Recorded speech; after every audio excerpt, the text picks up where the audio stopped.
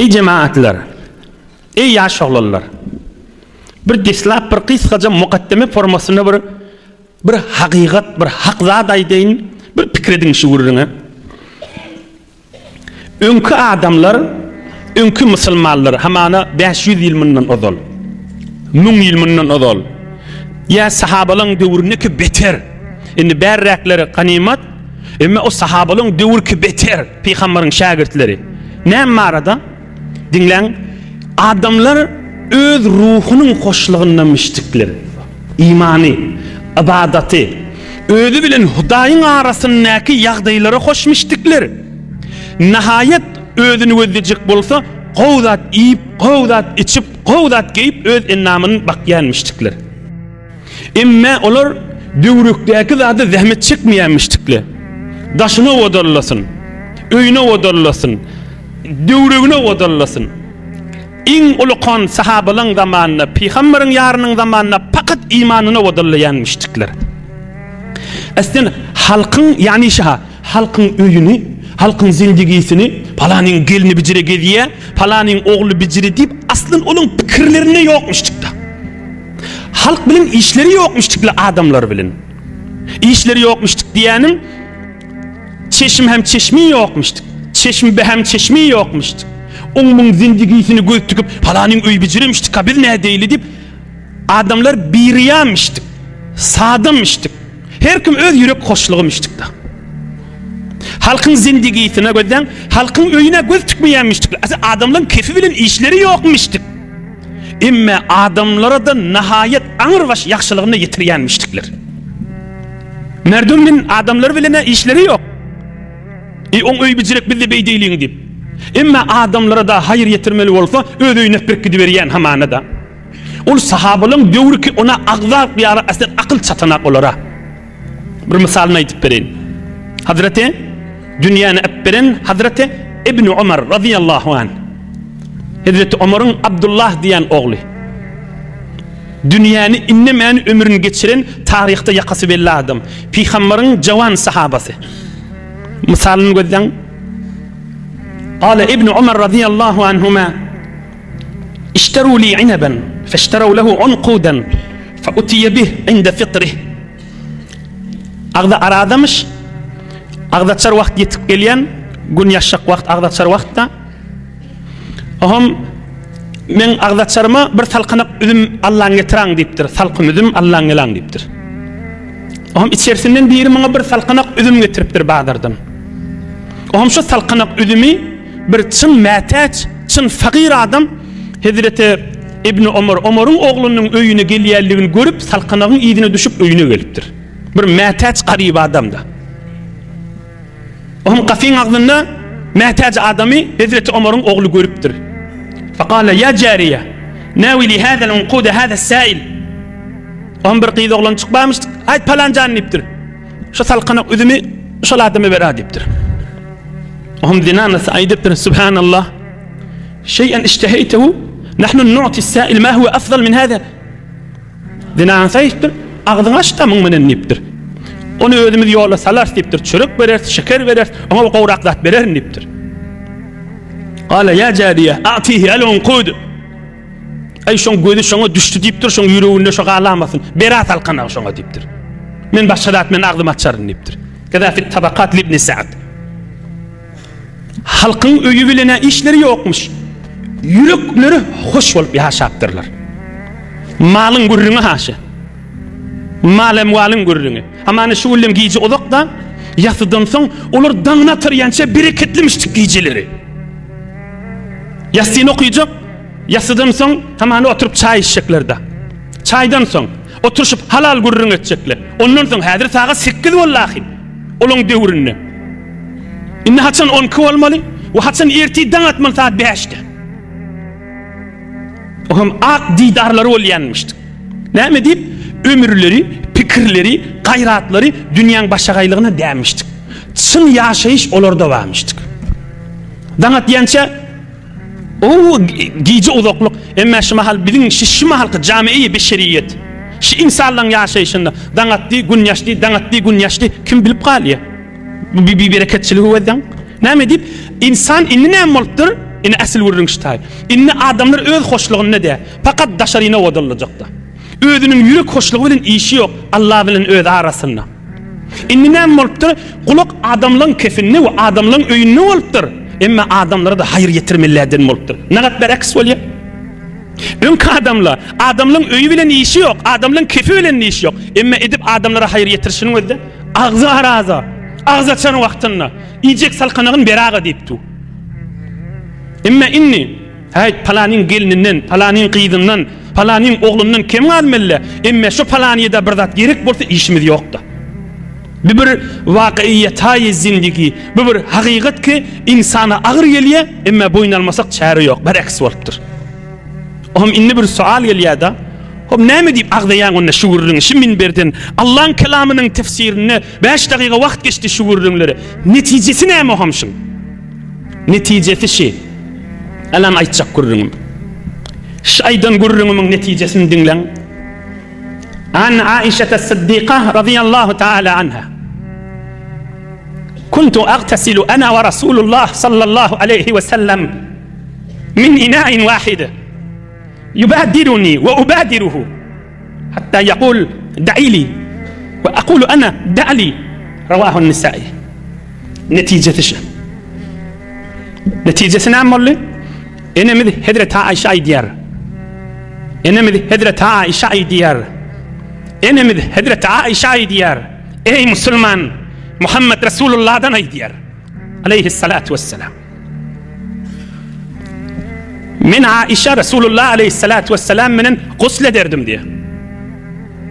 İkimizin arasında bir kapta, bir çanakta, bir çanakta birligine su var diye. Yubadiruni ve ubadiruhu. Şu çanağın bir kaptalını men ma bir kaptalını Resulullah aleyhisselam olurdu diye. Men şu kap, şu çanağı elim menen su alıp üstümden uyurdum diye. Resulullah aleyhissalatu vesselam da bir elin bulap şu su kaptan su alıp üstüne koyurdu. Oğlum kâdim men peygamberimizden öwünçe şuuqlukdan gülüşük bulup basım kakıp alardım. Ve Resulullah aleyhissalatu vesselam da men almakam derrew kakıp alardı şu sudan diye. Ve peygamberimiz bana aydardı, su tökütýän adaňrakdan alýardy, gülüşjek bolup. Ve men aydardım, sen ne tökütüp barýan, bana da su koy diýerdim diye. Bir gabyň içinde birimiz gabyň o gapdanda, birimiz o gapdanda diye. Yani iki gap ýok da öýde. Öýüň içinde iki gap ýok, bir gapba. Häzir gurrun ýyzde ba. Kan guýda su ýokmy? Su kan, su dökenaklar. Israf ýokmuş. Suun gurrunu ha, çayın gurrunu, kazan gurrunu, naharın gurrunu değil ha. Yaş oğlanlar, hacı dedeler, eşçikli zept buluti, ayallı oğlanlar, gelin oğlanlar, Resulullah'ın ödünün gurrunu. Arada bir gappadı diye. Yine yankı okulan ayette 37. ayet. Allah ay diye, malın kan molsa, ya evladın kan molsa, Hudaya yakınlığın değilliptir. Meger ki mal bilen amel salih etmesen ol joda gurrun. Ine peygamberin öýüşi. Bir mesin manasından aýdaýly, bir gap el ýugly özde bagşlan iýini päklentdiha. Bir gabyň içine eliň bilen su alyp üstüne goýmaly. Gapdallaky er ýahileydi şo gapdan el bilen alyp üstüne goýmaly. Ey suwa waswas bolýan adamlar. Ey suwa ýuwun bolýan adamlar. İki erheley, iki adam elini birligine koyup üstüne koyup du suda pek jagaliye. Qaytay deyin. Birliginin içinde iki nefer joda öz başına su alıp üstüne koyup atıyla. Suda pek dinay diye. Son Muhammed peygamberin öyle edip duran işi. Aleyhissalatu vesselam. Elin su deyip dökama Allah şonu. Näme deyip pek su dökmeli. Özde şomoğu in peklentu, beden peklentu. İkilenci vurun, nagat su az dökülüptü. Bir çanacıkka kişecik. O koracık, kişecik atacağız. Suun azlığı, az dökülüşü, qabın azlığı. Emme bu vurunun bereketini özde. Bir zindigin nurunu özde. Bir erhiliğin arasındaki hoşluğu özde. hay maňa su goý ha, hay sen su töketdiň ha diýip bir ýagdaýlary özde. Peýgamberimiz almaqa şuhy edip derrew ödüm su qakardım diye. Ve Resulullah da men gülüşdirjek bolup basymjak su alyp üstüne goýardy diye. Bir lezzet, bir nur, bir halawat, bir Allah'ın bereketleri, bir ahiret dereceligi, bir ummatyna ders bolşy, bir adamlara ders bolşy. Ey bu wurrun her yerinden girsen nur akya, nur ýagýa üstünden. İlki wurrun näme? İlkisini dinle. An Ummi Hani radıyallahu anha. اغتسل رسول الله صلى الله عليه وسلم وأم المؤمنين ميمونة من إناء واحد قصة فيها أثر العجين. Suat şyan qapları var, legenden su alyalı dedim. Şu legenden xamir jammıştık, içinde xamirin eseri varmıştık da. Xamir yoğurulmuyor mu? Şu qabada su koyup üstlerine de su vakit yanmıştıklar. Fiha atharul acini. Xamirin eseri vardı içinde diye. Yuliya da xamir yoğurulya, çörek pişirliya, qaza nahar pişirliya, xamirin onca galya da qabın içinde, şu suyun içinde xamirin de oncacığı vardı diye. Yani şu qap xamir jam demiştik da. Peygamberin öyünün gurrunun işi. Peygamberimizin öyünün gurrunun işi. Ol içinde min ilmler yatı, o gurrunu men girmeyin. Näme ilm? Hamana İmam Ebu Hanife aýdýar, bir qapda suwa bolsa, suwa un açsa, qum açsa, işkali ýokdur diye. Peygamberin suwa düşen gabyna hamirçyklar bardy diye. Arasda suwa arasda dat goşulsa işkali ýokdur diye. Peygamberimizin suwa düşen gabyna hamirin eseri bardy diye. O cürek alımlara girsek uzaklaşacak onu gurrun. Yine bu gurrun nämen ki adamın mali çeken bolsun yine asıl neticesi. Mal kän bolsun, mal az bolsun, ol juda bereketi bolsun ýaşaýyşyň. Ah Türkmen gowaýtdy. Ay az bolsun, kän bolsun, bereketli bolsun diýe. Nuru bolsun ýaşaýyşyň. Zindigiň lezzeti bolsun. Zindigin süýjülügi bolsun, Allah'dan şon dileýin.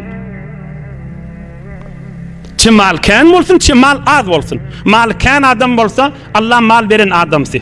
Zindigisinden bereket dilemeli. Mal az da bolsa şeýle, zindigisinden Allah'dan bereket dilemeli. Hudaýa men ýaşaýyşyma bereket ber diýmeli. Munna da Peygamberin eden dogasynyň owadan doga boljakmy? Peygamberimiz dehret kılanyna käde aýtýanmyş. Allahumma ighfirli zenbi ve barik li fi rizqi ve wessi'li fi dari.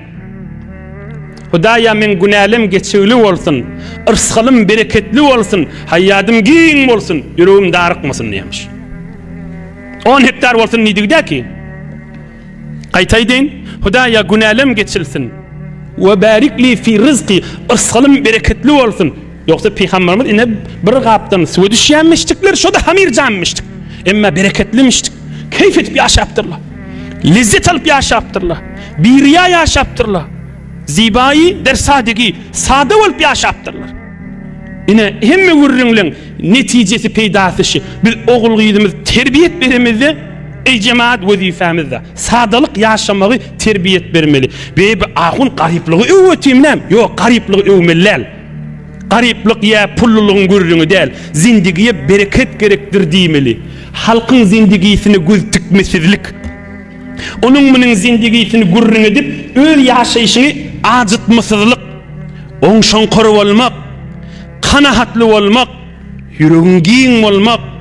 Hamany öýde bir keçe var, keçe gadim keçe oda. Oturumda üstüne qıl ýapşýan hili. Bir keçe var, bir legen mamışda halça ýokmuşdy hamana.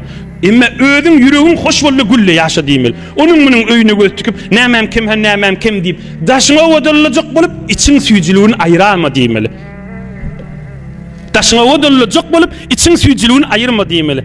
Şuurlygyny hatda kafir de bilýär haşyň hakyllygyny. Ýöne insan ýadyndan çykat barýar da bu gurrunlar mutaessifana. Ýöne hemmek bilýärmen aýdyp duran gurrunum çyn hakyl gurrunda. Özüm ýüregim hoş bolmaly. Daşaryn hoş edenden özümi hoş edeýin nämen.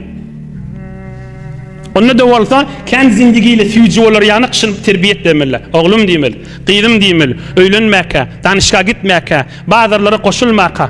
Mal gowdatdyr diýmeli. Li hubbil hayri la şedid. Allah mala hayr diýe, gowdat diýe. Kur'anda var. Li hubbil hayri mal diýdi şo. Mal gowdatdyr diýmeli. Ýöne gözi pullun doýmady kumdan doludan bolama diýmeli. Ýüregiň giň bolsun diýmeli. Ýüregiň dok bolsun diýmeli. Yani onun bunun malını göz tükme. Öz barın şükrette yaşa. Yoğun sabrette yaşa. Misal neydeyin ki elbette odul kan aydırlı bir misal. Onda da son doğrucu yeri davi. İnne seyyidetena Fatimete Zehra radıyallahu teala anha iştekat ma telqa min eserir riha. Peygamberimiz aleyhisselamın öyüne vardır. Peygamberimde sataşşak bulup elim ağrıya un utmeli olayan öyün işi kendiptir. Hadım gerek deyip Peygamberimizde yokmuş, enemiz Hazreti Ayşe aytıptır bu gurrunu. Kıskırak edip aydeyin. Oham Hak Resulullah aleyhissalatu vesselam öyüne gelenine Hazreti Ayşe, enemiz Ayşe aytıptır, kıydın Fatıma geldi deyiptir. Ha şöyle mi deyiptir? Nereye öyle gidiptir Peygambercan? Ah hoş ahlaklan başı da. فجاء النبي صلى الله عليه وسلم وقد أخذنا مضاجعنا فذهبنا لنقوم. Hazreti Ali aytiyamını.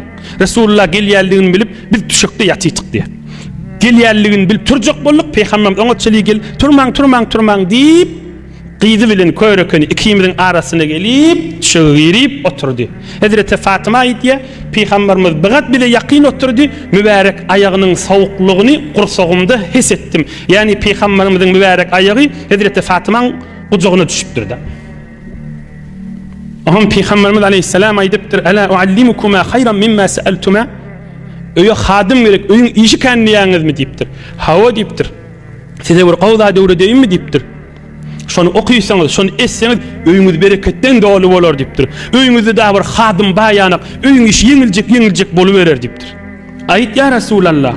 إذا أخذتما مضاجعكما أن تكبر الله عز وجل 34 وتسبحاه عز وجل 33 وتحمداه 33 فهو خير لكما من خادم رواه الإمام أحمد عن سيدنا علي المرتضى رضي الله عنه. Onu gün akşam yatacak bolunuzda 33 qaytar Subhanallah, 33 qaytar Elhamdülillah, 34 qaytar Allahu Ekber aydın öyünüz bereketten dolu olur deyiptir. Oğul gıydı terbiyet vermen gururunuz. Eğer işi terbiyet verilmese, oğul gıydımız medreselere gidenle, klaslara gidenle, danışkarlara gidenle, başka gıydıları, başka oğulları ödünden malı kan verse, gelip en atasına ağzına gelen kefini sevip de aydamasın.